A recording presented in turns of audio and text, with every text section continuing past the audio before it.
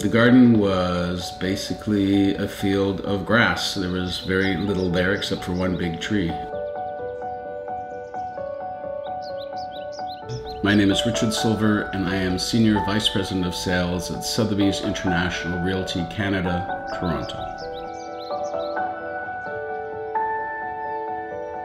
We decided that because of the business that I'm in, which is selling real estate and working almost every single weekend of the year, that we were not going to be the kind of people who drove up to Muskoka every weekend. And so we had to create Muskoka in our own backyard. So it's wonderful. It gives me a very serene feeling. I love to be out there. And it relaxes me. The great thing about the garden is, and whenever I walk into it, I'm sort of amazed. It's constantly growing. It's constantly changing. There's new things, new birds, new, things that the fish are doing.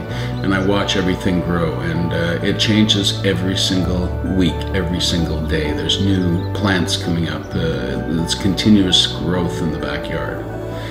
And you never know how one thing will affect another, because sometimes there's so much growth in one area that it'll affect the other area. And it's not dissimilar from real estate and how it develops in the city.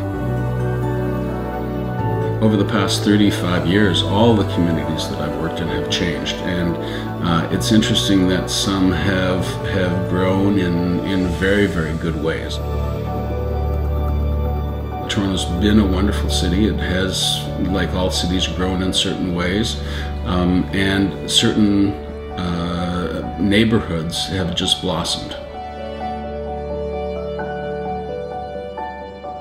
They blossomed culturally, they blossomed with diversity, and they've really blossomed with growth as well.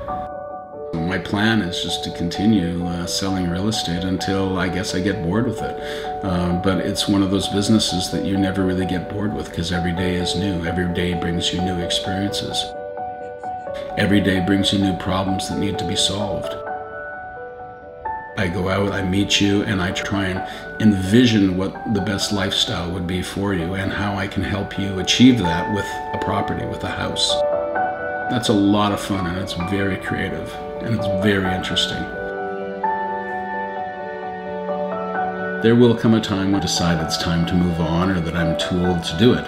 And then I will probably head someplace where it's nice and warm during the winter. However, I do love Toronto, and I know that this will always be my home.